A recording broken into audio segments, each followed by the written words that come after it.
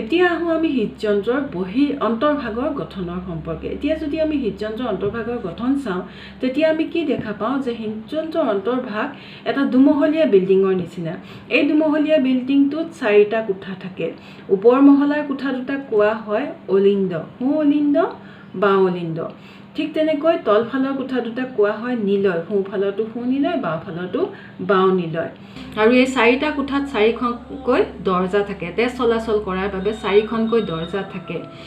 আৰু এটা মনত ৰাখিবলগীয়া কথা যে সোঁফালৰ কোঠা দুটাৰে অৰ্থাৎ সোঁ অলিন্দ আৰু সোঁ নিলয় এই দুটা কোঠাৰে কেৱল কাৰ্বন ডাই অক্সাইড সমৃদ্ধ তেজে চলাচল কৰে। আনহাতে বাওঁফালৰ কোঠা দুটা অৰ্থাৎ বাওঁ অলিন্দ, বাওঁ নিলয় এই দুটা কোঠাৰে কেৱল অক্সিজেন সমৃদ্ধ তেজেহে চলাচল কৰে।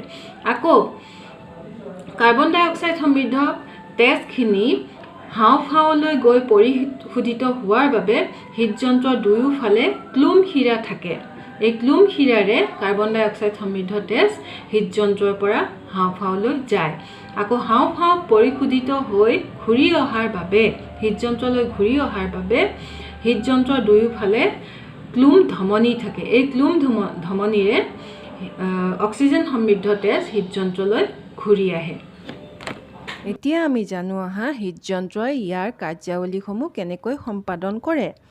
আমাৰ শৰীৰৰ ওপৰ অংশ অৰ্থাৎ মূৰ, বাহু আদিৰ পৰা কাৰ্বন ডাই অক্সাইড সমৃদ্ধ তেজ হৃদযন্ত্ৰৰ ওপৰফালে সংযোজিত হৈ থকা মহাশিৰাৰে হৃদযন্ত্ৰৰ সোঁ অলিন্দত প্ৰৱেশ কৰে। ঠিক সেইদৰে আমাৰ শৰীৰৰ তল অংশ, ভৰি আদিৰ পৰা অহা কাৰ্বন ডাই অক্সাইড সমৃদ্ধ তেজ হৃদযন্ত্ৰৰ নিম্নাংশত সংযোজিত হৈ থকা নিম্ন মহাশিৰাৰেও হৃদযন্ত্ৰৰ সোঁ অলিন্দতে প্ৰৱেশ কৰে। এতিয়া এই তেজখিনি সোঁ অলিন্দৰ পৰা সোঁ নিলয়লৈ গতি কৰে। কেনেকৈ গতি কৰে? ভাল্ব বা দৰজাখনৰ জৰিয়তে। এয়া চিত্ৰত চোৱা, এইকেইখন হ'ল হৃদযন্ত্ৰত থকা দৰজা। এই সোঁ অলিন্দৰ পৰা ভাল্বৰ জৰিয়তে সোঁ নিলয়লৈ তেজখিনিয়ে গতি কৰে হৃদযন্ত্ৰত হোৱা সংকোচনৰ ফলত। পুনৰ হৃদযন্ত্ৰত হোৱা সংকোচনৰ ফলত এই তেজখিনিয়ে আনখন দৰজাৰে, আগৰ দৰজাখন বন্ধ হৈ যাব সোঁ নিলয়ত প্ৰৱেশ কৰাৰ লগে লগে। এতিয়া ওপৰফালে থকা এইখন দৰজাৰে বা এইটো ভাল্ভেৰে তেজখিনিয়ে পুনৰ সোঁ অলিন্দলৈ গতি কৰিব আৰু হৃদযন্ত্ৰৰ দুয়োফালে সংযোজিত হৈ থকা দুইফালে থকা এই ক্লুম শিৰা, এই দুডালক ক্লুম শিৰা বুলি কোৱা হয়। এই ক্লুম শিৰাৰে হাওঁফাওঁলৈ গতি কৰিব। হাওঁফাওঁৱে হৃদযন্ত্ৰক আৱৰি ৰাখে এইদৰে। এতিয়া এই হাওঁফাওঁত কি থাকে? এই হাওঁফাওঁত অজস্ৰ সৰু সৰু মিহি মিহি নলিকা থাকে।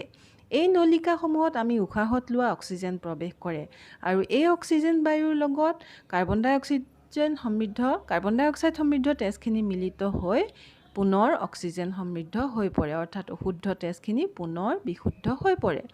আকৌ এই তেজখিনি ক'লৈ যাব? এই তেজখিনি হাওঁফাওঁৰ পৰা হৃদযন্ত্ৰলৈ পুনৰ ঘূৰি যাব। হৃদযন্ত্ৰৰ দুয়োফালে সংযোজিত হৈ থকা ক্লুম ধমনীৰে ই প্ৰৱেশ কৰিব বাওঁ অলিন্দত। ভাল্ভেৰে বাওঁ অলিন্দৰ পৰা বাওঁ নিলয়লৈ যাব। বাওঁ নিলয়ৰ পৰা পুনৰ বাওঁ অলিন্দলৈ ঘূৰি আহিব ভাল্ভৰ জৰিয়তে আৰু মহাধমনীত প্ৰৱেশ কৰিব আৰু মহাধমনীৰ পৰা ই গতি কৰিব সম্পূৰ্ণ শৰীৰৰ কোষসমূহলৈ। এইদৰে হৃদযন্ত্ৰই ইয়াৰ ৰক্ত পৰিশোধন কাৰ্য আৰু অক্সিজেনক সৰ্বশৰীৰলৈ পঠোৱা কাৰ্য সম্পাদন কৰে ইয়াৰ সংকোচন সম্প্ৰসাৰণৰ জৰিয়তে। গতিকে আজিলৈ ইমানতে সামৰিলোঁ। আজি তোমালোকে বুজিলা হৃদযন্ত্ৰৰ অন্তৰ্ভাগৰ গঠন আৰু ইয়াৰ কাৰ্যাৱলী সম্পৰ্কে। তোমালোকে যদি কিবা বুজি পোৱা নাই, প্ৰশ্ন থাকিলে প্ৰশ্ন কৰিবা। ধন্যবাদ।